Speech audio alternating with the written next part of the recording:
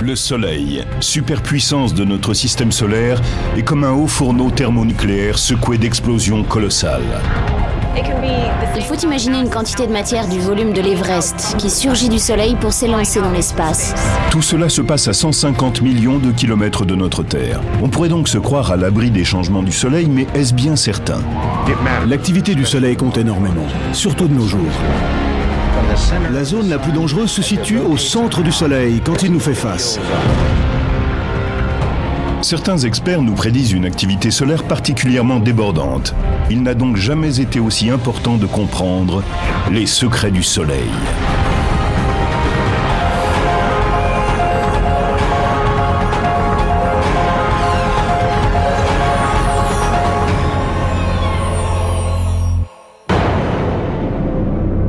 Il y a des milliards d'étoiles dans l'univers, mais l'une d'entre elles est toute proche de nous, le Soleil.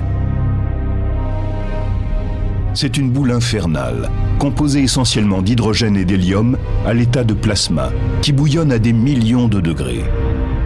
De violentes explosions y font rage, et des tempêtes de radiation mortelle s'en élancent à travers l'espace. Notre Soleil fait partie de ces étoiles que l'on appelle des naines jaunes. Jaunes à cause de leur couleur, et naines parce qu'elles sont très petites, pour des étoiles. Mais tout est relatif, car on pourrait caser dedans 1 million de terres comme la nôtre. Dans le système solaire, aucune étoile n'est plus grande que le Soleil. À des millions de kilomètres de chez nous, la star céleste fait tout simplement un malheur. Le Soleil est vraiment énorme. Il domine notre système solaire. Il n'est pas seulement la plus grande étoile du système solaire, il en est la seule. Il trône au milieu d'autres éléments, les planètes, les comètes et les lunes, mais il demeure notre étoile. Notre étoile est une énorme source de chaleur et d'énergie. Sa température dépasse les 5000 degrés et il produit 380 milliards de mégawatts.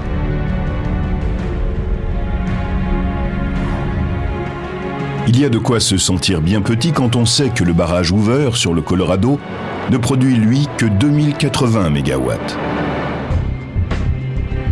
En l'espace d'une seconde, le Soleil dégage plus d'énergie que n'en a utilisé la civilisation humaine depuis sa naissance. Et le plus incroyable, c'est que cela dure depuis des milliards d'années.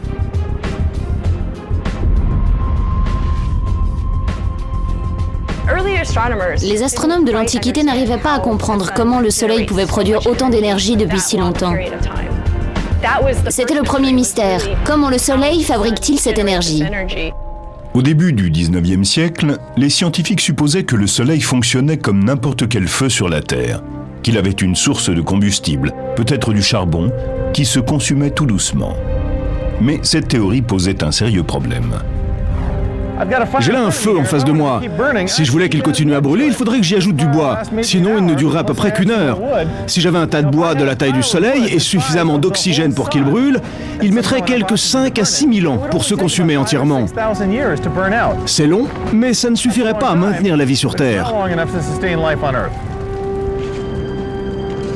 Au début du XXe siècle, la datation au carbone 14 des roches et des fossiles a mis en évidence que le Soleil existait non pas depuis quelques milliers, mais depuis 3 milliards d'années. Pour construire un feu qui dure aussi longtemps, il faudrait 72 trillions de cordes de bois de chauffage, soit 12 000 cordes par personne, hommes, femmes et enfants.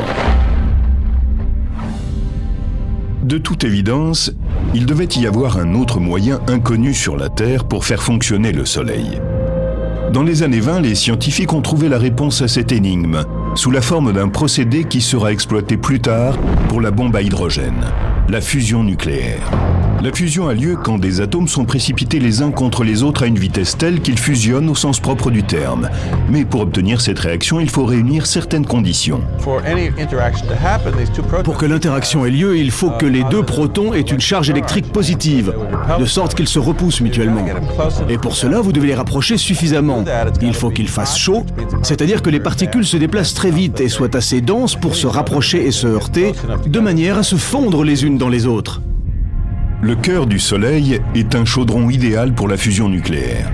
Avec ses 15 millions de degrés, c'est l'endroit le plus chaud du système solaire. Et il est en plus d'une densité incroyable.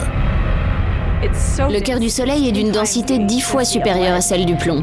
On pourrait penser qu'à une densité pareille, il devrait être solide, mais ce n'est pas le cas. Il est si chaud qu'il reste à l'état de plasma. Si l'on chauffe suffisamment un gaz, les électrons se détachent des atomes et se mettent à flotter librement. La matière ne se comporte donc plus comme un gaz, et on lui donne un autre nom, celui de plasma. Pour comprendre ce qui se passe au cœur du Soleil, il faut imaginer l'inimaginable. Quand je n'étudie pas le Soleil, je joue au billard. En fait, le Soleil est un endroit où des milliards de particules entrent en collision et en interaction. On dirait un peu une table de billard, mais à l'échelle du cosmos. Au billard, vous pouvez taper aussi fort que vous voulez. Le choc ne sera jamais assez fort pour qu'une boule entre en fusion avec une autre. Mais au cœur du Soleil, la pression et la densité sont si énormes que lorsque deux objets se percutent, ils fusionnent bel et bien.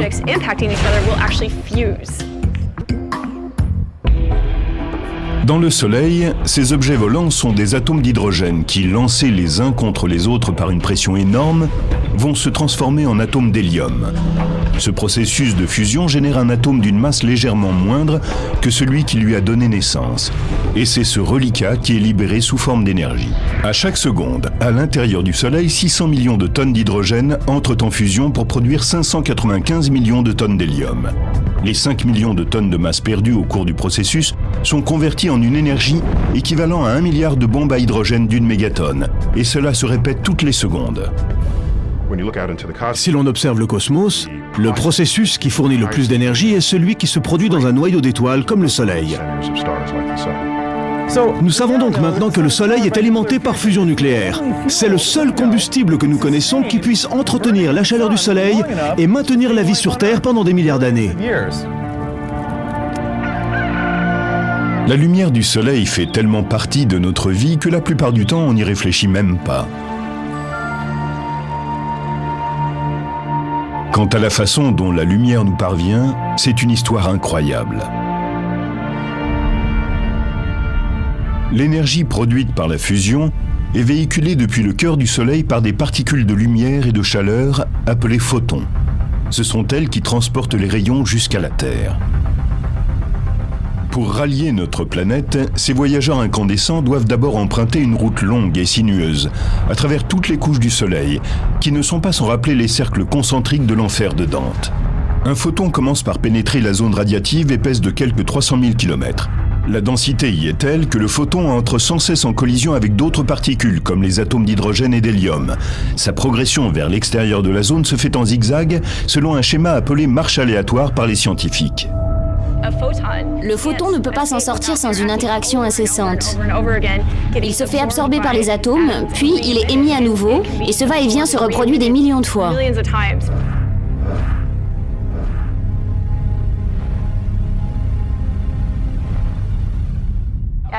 Au fur et à mesure que l'on remonte vers la surface du Soleil, la densité décroît. Il y a moins de collisions et d'interactions, et la route est moins difficile.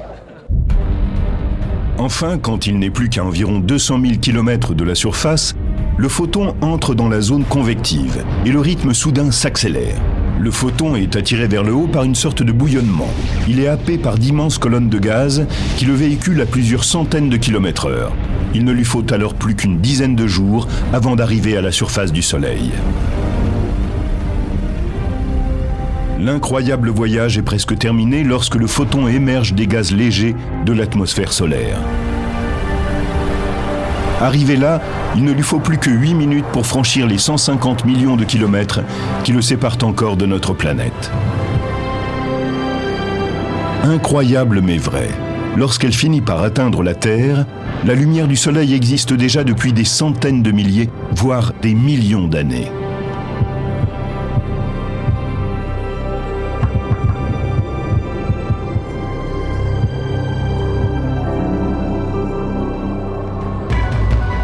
Pour le Soleil, 1 million d'années n'est rien.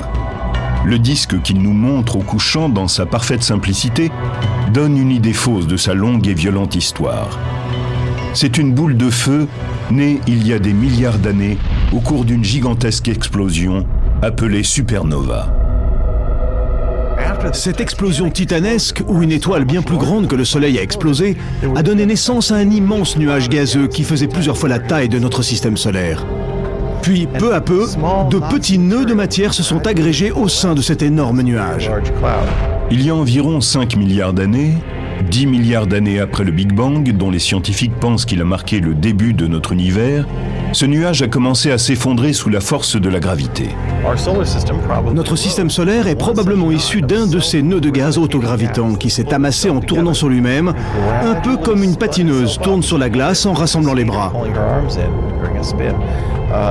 Et à la fin, sont nés l'astre et les planètes qui sont autour d'elle. Finalement, à partir d'un certain niveau de densité, l'étoile est entrée en fusion et s'est mise à briller et à émettre de la lumière. Pourquoi les scientifiques pensent-ils que le Soleil est né des cendres d'une supernova? Nous en avons la preuve sous nos pieds. Des éléments lourds comme l'uranium que nous extrayons de la Terre pour alimenter nos usines nucléaires n'auraient pas pu être produits dans le Soleil.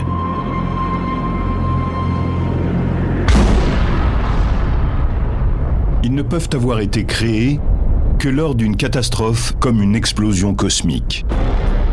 La Terre et les autres planètes du système solaire sont issues du même nœud de gaz qui a produit le Soleil. C'est au cours de ce processus que le Soleil a accumulé 99% de sa masse. C'est donc le plus gros objet de notre voisinage céleste, et il est doté de la plus forte attraction gravitationnelle. Voilà pourquoi tout tourne autour de lui. De toutes les planètes, la Terre bénéficie d'une relation privilégiée avec le Soleil. Si nous étions plus près de lui, nos océans entreraient en ébullition et s'évaporeraient. Le sol serait si chaud que le plomb fondrait. Et si nous étions plus éloignés, notre planète serait un désert gelé. C'est un peu comme dans le conte de Boucle d'Or et les Trois Ours. Ni trop chaud, ni trop froid, juste ce qu'il faut.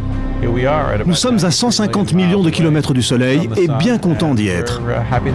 Nous avons de la chance. Et si nous sommes ici, c'est parce que les circonstances sont réunies pour que nous y soyons. La Terre a beau être juste au bon endroit dans le système solaire, nous sommes tout de même assez près du Soleil pour être la cible de sa colère. Chaque année, des milliers d'explosions secouent le Soleil.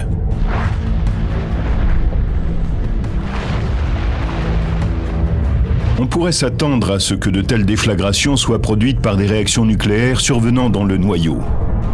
En fait, ces déchaînements d'explosions solaires ont des causes magnétiques. Notre Terre étant un solide, elle présente un champ magnétique assez simple. Elle possède deux pôles, le nord et le sud. Voilà pourquoi une boussole est si utile pour trouver son chemin sur notre planète. Imaginez qu'au lieu des deux pôles, nous en ayons entre 1 million et 10 millions. C'est exactement ce qui arrive au Soleil. Le champ magnétique du Soleil est un sac de nœuds. Bien qu'il soit maintenu par la gravité, le plasma n'a pas une rotation homogène. Au niveau de l'équateur, le plasma accomplit une révolution tous les 25 jours terrestres, tandis qu'au pôle, il met environ 35 jours. Le Soleil est mu par une rotation que l'on appelle différentielle. Tout ce plasma tourne et se retourne, et c'est pour cela que les lignes de champ magnétique se retrouvent tortillées, vrillées et emmêlées. Les lignes de champ magnétique ont beau être invisibles, notre observation de phénomènes comme les boucles coronales et les proéminences qui s'élèvent dans l'atmosphère solaire nous prouve qu'il en existe bien sur le Soleil. De même qu'en présence d'un simple aimant, la limaille se rassemble, ces boucles de plasma viennent épouser les structures magnétiques qui les sous-tendent. Ces arches de plasma sont si grandes et larges qu'on pourrait y faire passer des planètes de la taille de Jupiter. En tordant le plasma dans l'atmosphère solaire, les champs magnétiques lui donnent parfois des formes hélicoïdales majestueuses, appelées cordes de flux. Les cordes de flux magnétique fonctionnent un peu comme ces jouets appelés Slinky ou Ondamania. La ligne de champ magnétique tourne de nombreuses fois en une structure hélicoïdale de type ressort. Des lignes de champ magnétique fortement enroulées emmagasinent de grandes quantités d'énergie magnétique libre. Elles peuvent même s'entortiller sur elles-mêmes, générant encore plus d'énergie magnétique. Ces proéminences de plasma peuvent se maintenir durant des semaines, voire des mois. Mais il arrive un moment où l'énergie accumulée doit se libérer. Leur masse est alors propulsée dans l'espace.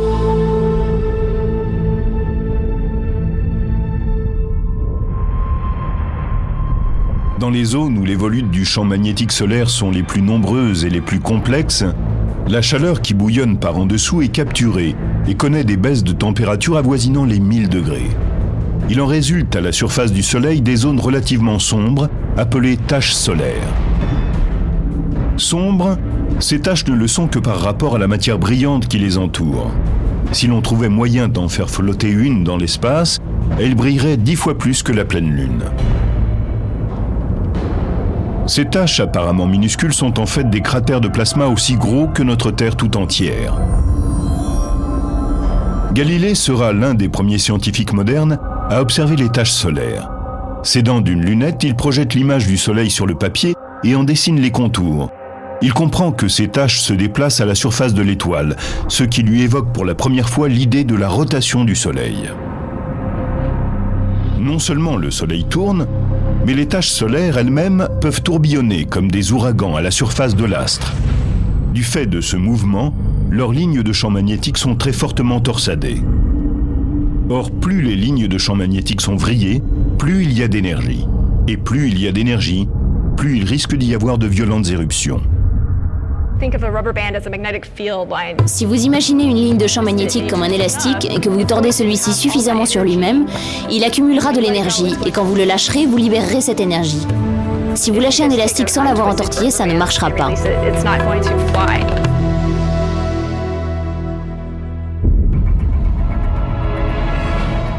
Quand une tache solaire libère son énergie magnétique, cela provoque d'énormes explosions dans le système solaire.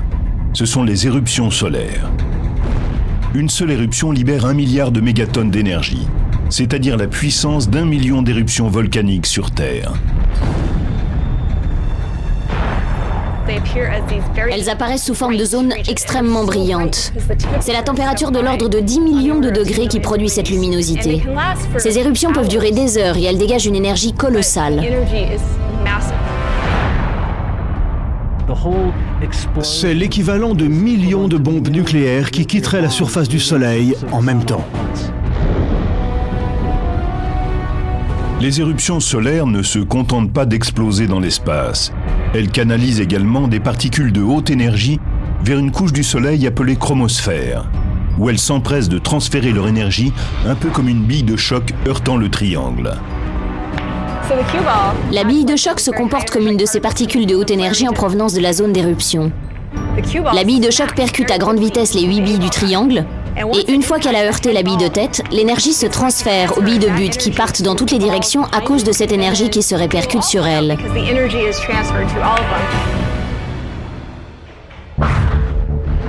Si une grosse éruption envoie suffisamment de particules en une seule fois, il se passe des choses étranges.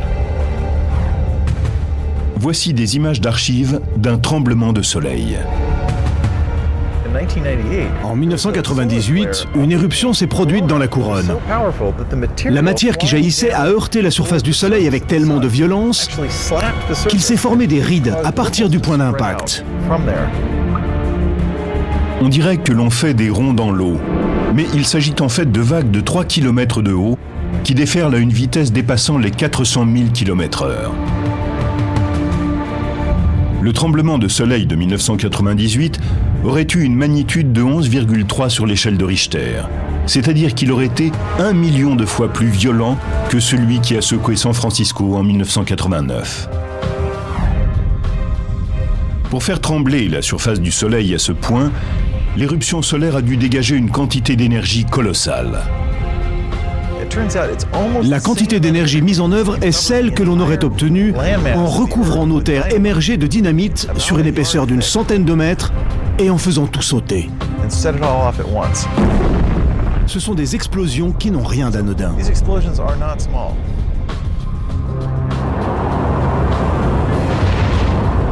Les tremblements de terre ne sont pas les seules catastrophes naturelles qui aient eu leur équivalent sur le Soleil. Une éruption peut aussi déclencher un tsunami solaire. Des vagues de plasma foncent alors dans l'atmosphère solaire à une vitesse de plus d'1 million de km/h pour se disperser en l'espace de quelques heures.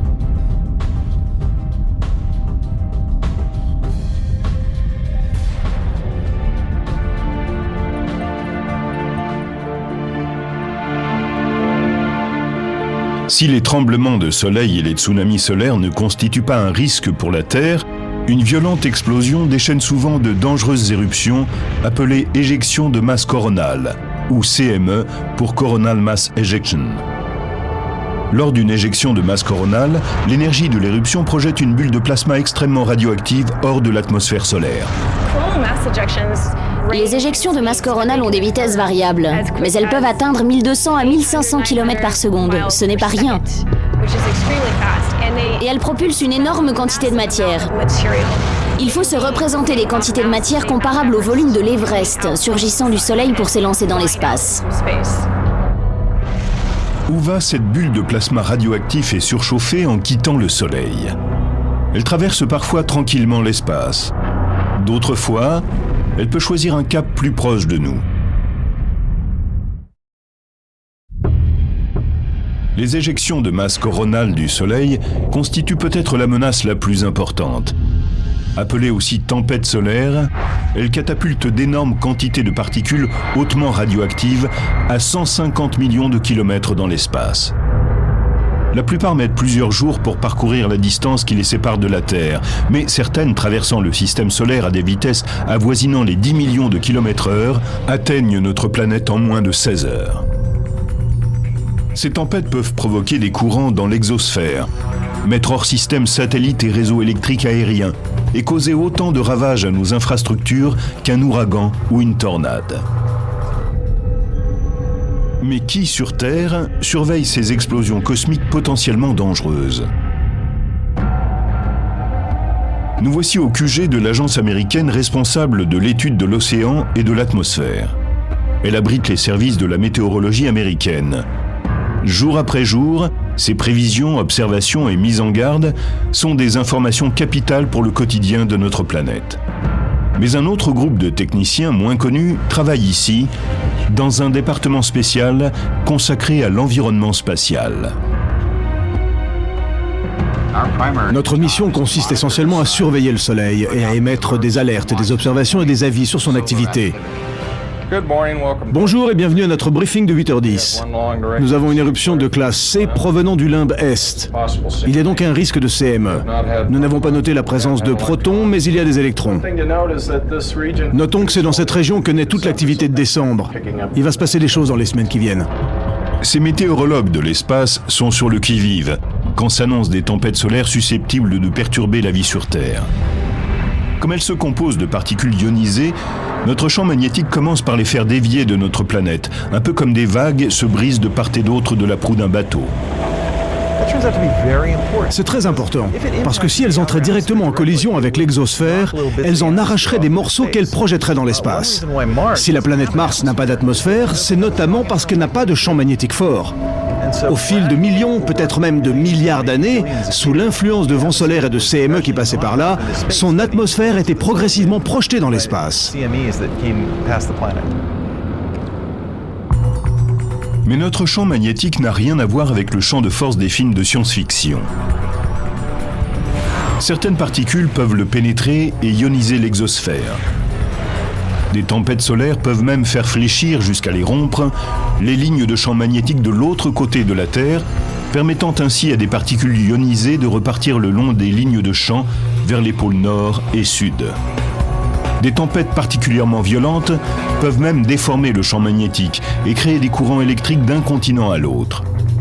Lorsque cela se produit, les réseaux électriques longue distance peuvent se retrouver en surcharge. Cela peut endommager des transformateurs à chaque bout de la ligne. En 1989, une bonne partie du Québec a été plongée dans le noir parce qu'un phénomène solaire avait fait éclater un transformateur.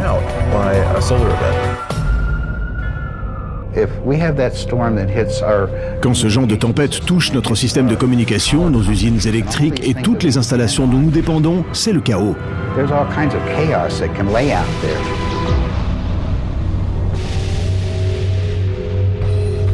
Si les compagnies d'électricité ont le temps de réagir, elles peuvent diminuer le courant qui circule dans les câbles et éviter la catastrophe. Les responsables de satellites peuvent eux aussi se préparer à l'attaque, à condition d'être prévenus à temps. Quand une grosse tempête spatiale s'annonce, ils mettent certains de leurs satellites en sommeil pour éviter que la tempête ne provoque un court-circuit ou ne les endommage. Plus ils sont prévenus tôt, mieux cela vaut.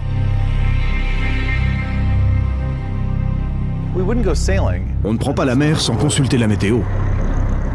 De même, quand on gère de vastes systèmes, comme les réseaux électriques ou téléphoniques, qui risquent d'être affectés par la météo spatiale, il est important de connaître les prévisions pour essayer de limiter la casse.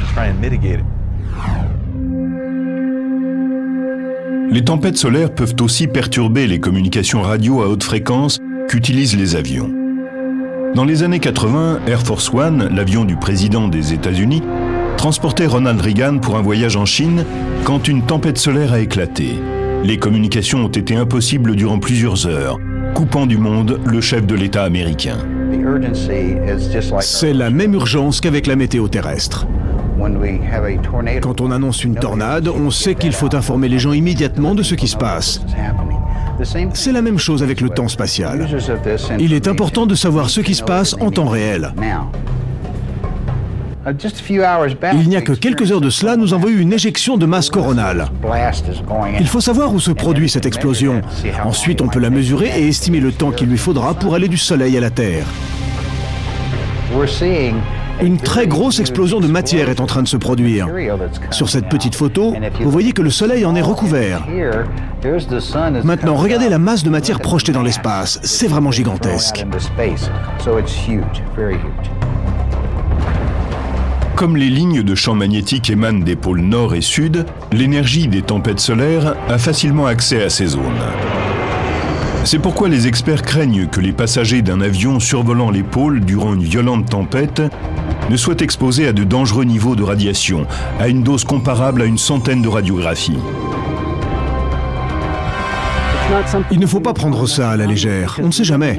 La radiation risque de s'intensifier brusquement alors que l'avion est en vol. La menace de radiation solaire est une raison supplémentaire pour observer le Soleil. Le Soleil est très actif, surtout à notre époque. La Terre n'est pas une île. Nous sommes concernés par l'activité solaire. Ce sont les taches solaires qui déclenchent les plus graves tempêtes. Aussi, les météorologues les suivent-elles attentivement pendant qu'elles tournent à la surface du Soleil. Ce qui compte, c'est l'emplacement. Un point, c'est tout. Des éjections de masse coronale, il y en a tout le temps. Comme le Soleil tourne, une bonne partie d'entre elles se produisent de l'autre côté de l'astre. Tant qu'elles ne sont pas face à la Terre, ce n'est pas trop inquiétant. Au fil de la rotation, la zone d'activité se retrouve plus au centre du disque et nous regarde. C'est là que cela devient critique. La zone de tous les dangers se situe au centre du Soleil en rotation quand il est face à nous.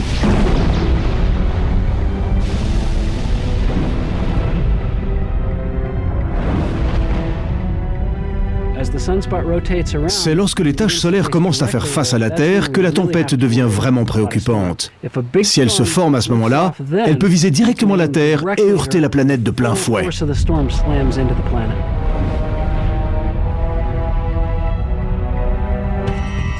C'est comme un fusil pointé sur sa cible. S'il met dans le mille, les dégâts sont d'autant plus importants.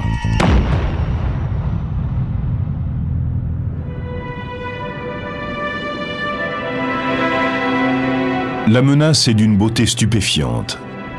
Les tempêtes solaires créent des lumières somptueuses, aux couleurs miroitantes. Les aurores.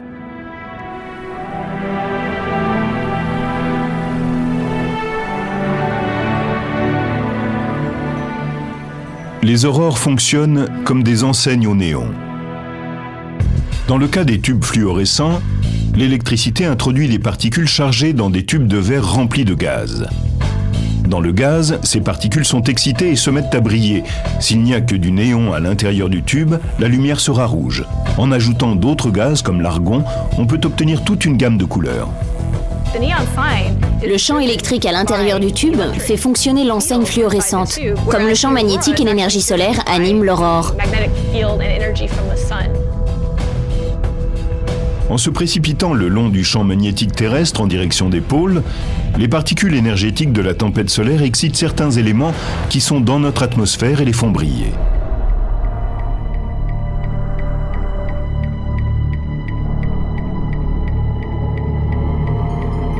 Les molécules d'oxygène émettent une couleur rouge ou verte, tandis que l'azote émet des roses, des bleus et des violets.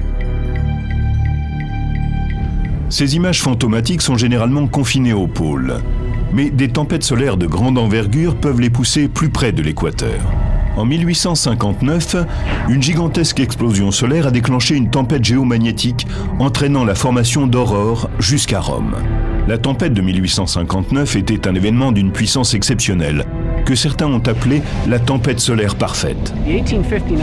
La tempête de 1859 nous a donné une idée de ce que peut faire le Soleil. C'était une tempête si intense et l'alignement était si parfait que les ressources naturelles de la Terre en ont été tout simplement submergées.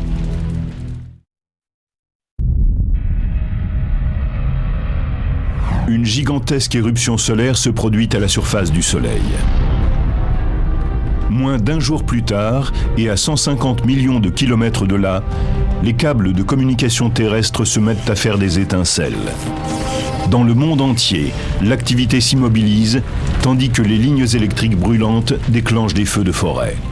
Dans le même temps, des aurores colorées illuminent le ciel des villes tout autour du globe. La planète vient de recevoir la visite de la tempête solaire parfaite. Le Soleil a fait jaillir cette colossale explosion et une incroyable quantité d'énergie a foncé vers la Terre. Non seulement c'était l'une des 2 tempêtes les plus violentes jamais enregistrées, mais c'était aussi l'une des plus rapides. Surgissant d'une tache pointée directement vers notre planète, elle s'est précipitée sur la Terre en moins de 18 heures.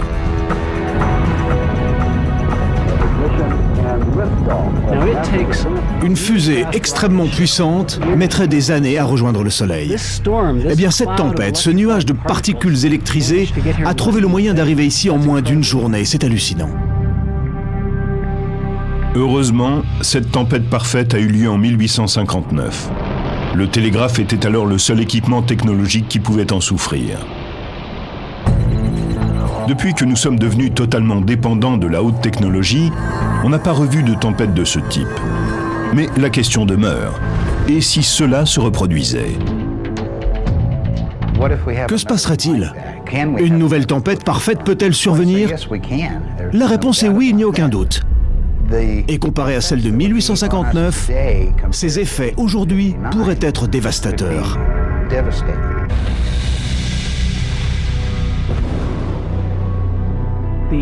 En ce qui concerne nos systèmes de communication, le plus inquiétant, c'est qu'on ne sait pas vraiment ce qui se passerait.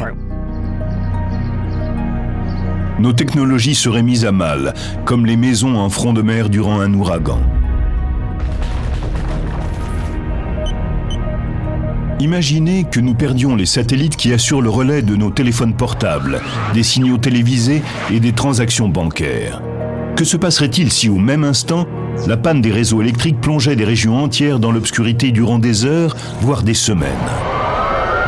Si ces services n'étaient pas rapidement rétablis, on serait au bord du chaos.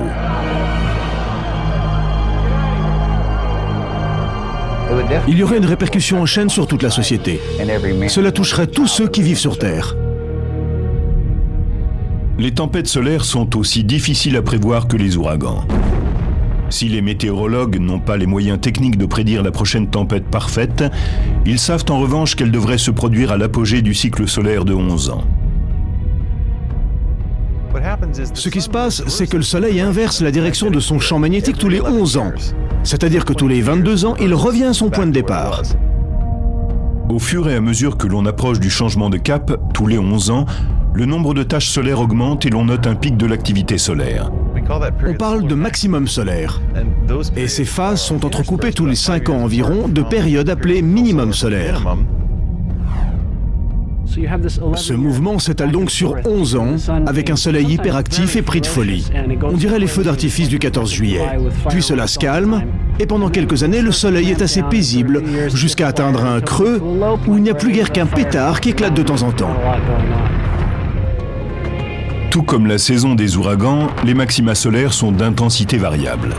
Certains produisent des tempêtes bien plus violentes que d'autres. Et bien que nous soyons actuellement dans une phase de minimum solaire, les scientifiques étudient soigneusement les catastrophes que le prochain épisode risque de déclencher. Le dernier maximum solaire se situe aux environs de 2001. Le prochain devrait donc avoir lieu vers 2012, mais les prévisions varient. Les physiciens spécialistes du Soleil retiennent leur souffle en attendant de voir ce qui va se passer. Les opinions sont extrêmement divergentes. Certains prétendent que le prochain cycle solaire pourrait être le plus violent de l'époque contemporaine.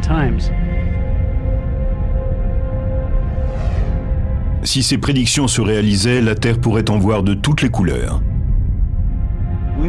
Il y a du souci à se faire si l'événement de 1859 se répète. Les dégâts pourraient être colossaux. Le jour où le Soleil va piquer une crise, on en apprendra long sur la réactivité de notre technologie. Une bonne partie de la violence du Soleil explose ici, dans cette partie infernale de l'atmosphère, appelée la couronne. Cette région a longtemps recélé l'un des grands mystères solaires.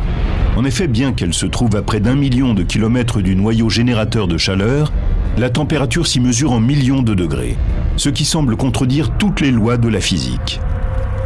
C'est très étrange. Là, j'ai un thermomètre. Si je l'approche du feu, il indique une température élevée, à peu près 100 degrés centigrades. Si je l'écarte un peu du feu, on obtient quelque chose comme 36 degrés centigrades. Plus je l'éloigne du centre, plus la température tombe. Dans la couronne du Soleil, il fait aussi chaud que dans le noyau. C'est à peu près comme si je disais que là, loin derrière moi, la chaleur du feu était semblable à celle du feu lui-même, alors qu'on en est très éloigné. Qu'est-ce qui peut bien causer cette surchauffe de la couronne? La réponse est plutôt étonnante. Dans l'enfer de la couronne solaire se déchaînent des millions de degrés. Des siècles durant, les scientifiques se sont demandé comment quelque chose d'aussi éloigné du noyau solaire pouvait brûler aussi fort. Récemment, des satellites très sophistiqués ont offert une vue plus précise de la surface solaire, et certains indices ont commencé à apparaître. Sous la couronne, la surface du Soleil bout littéralement. Toute la surface du Soleil est recouverte de cellules de convection. De la matière en fusion s'en élève, atteint la surface, se refroidit en brillant, c'est la lumière que produit l'astre, puis retombe. Chaque bulle de matière qui émerge et qui fait approximativement la taille du Texas s'étale à la surface, refroidit et retombe en l'espace de 5 minutes. C'est un processus d'une violence incroyable et qui se produit à des millions d'endroits sur toute la surface du Soleil, 24 heures sur 24.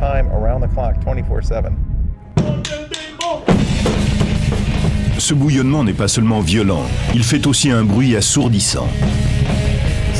Le Soleil est un endroit prodigieusement bruyant.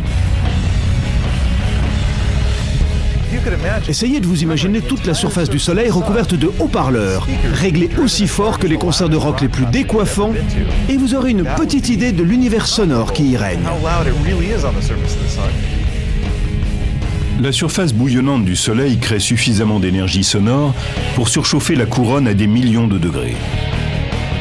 Les scientifiques pensent que c'est la combinaison de ces ondes sonores avec l'énergie du champ magnétique solaire qui est responsable des températures extrêmes qui règnent dans la couronne. Depuis la Terre, on ne peut apercevoir la couronne qu'à l'apogée d'une des manifestations les plus surprenantes de notre système solaire, lors d'une éclipse totale de Soleil. Avant que les physiciens ne les aient compris, ces événements inspiraient la peur. Les Chinois croyaient qu'un dragon dévorait le Soleil. Que se passe-t-il réellement lors d'une éclipse de Soleil? Pour faire simple, la Lune nous bouche la vue du Soleil. Imaginez que vous soyez au cinéma en train de regarder tranquillement ce qui se passe à l'écran et que quelqu'un traverse la rangée de sièges qui est devant la vôtre et vous bouche la vue. Au cinéma, peut-être n'apprécieriez-vous pas que cette personne vienne vous boucher la vue. Mais dans le cas d'une éclipse, c'est une chance que la Lune vienne se placer devant le Soleil. On en est même ravis. C'est également une chance que la Lune, 400 fois plus petite que le Soleil, soit aussi 400 fois plus près de nous. Cette coïncidence cosmique signifie que les deux objets se trouvent avoir apparemment la même taille dans notre ciel, de sorte que l'une vient obscurcir parfaitement le second. Ce somptueux événement cosmique ne se produit que lorsque le chemin de la Lune croise la ligne qui sépare la Terre du Soleil.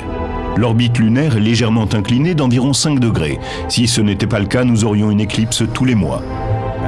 Ce serait ennuyeux. Mais si l'on ne s'ennuie pas, c'est que la plupart du temps, la Lune passe au-dessus ou en dessous de cette ligne qui relie la Terre au Soleil. De sorte qu'au lieu d'en avoir une fois par mois, on a une éclipse totale quelque part sur Terre tous les 18 mois environ. En se glissant face au Soleil, la Lune projette une ombre sur la Terre. La partie externe, où l'ombre est plus légère, s'appelle la pénombre. Si tandis qu'elle se déplace à la surface de la Terre, vous vous trouvez dans l'espace que trace la pénombre, vous ne verrez qu'une éclipse partielle. Mais si vous allez vous poster sur le chemin de cette zone interne, foncée, appelée l'ombre, vous pourrez apprécier le spectacle majestueux d'une éclipse totale. Si vous ne pouvez vous rendre sur le chemin de la totalité, il reste une solution. Attendez quelque part suffisamment longtemps et une éclipse totale passera juste au-dessus de votre tête, environ une fois tous les 300 ans. Le Soleil, brillante étoile de notre système solaire, peut être à la fois d'une beauté époustouflante et d'une violence féroce. Et même si c'est difficile à croire, il ne sera pas éternellement là. Même le Soleil doit mourir un jour. Le Soleil renferme dans son noyau une quantité de carburant déterminée. Et il est soumis à la fusion à un rythme que l'on peut calculer. Admettons que nous ayons ici la vitesse de combustion de son carburant et ici la quantité de carburant dont il dispose. Un calcul très simple met en évidence le moment où le Soleil va mourir d'ici 5 milliards d'années. C'est dommage, mais le Soleil ne s'éteindra pas avec éclat. Il est trop petit pour exploser comme une supernova. Les étoiles ont une spécificité. Elles comptent parmi les rares éléments qui refroidissent en se réchauffant.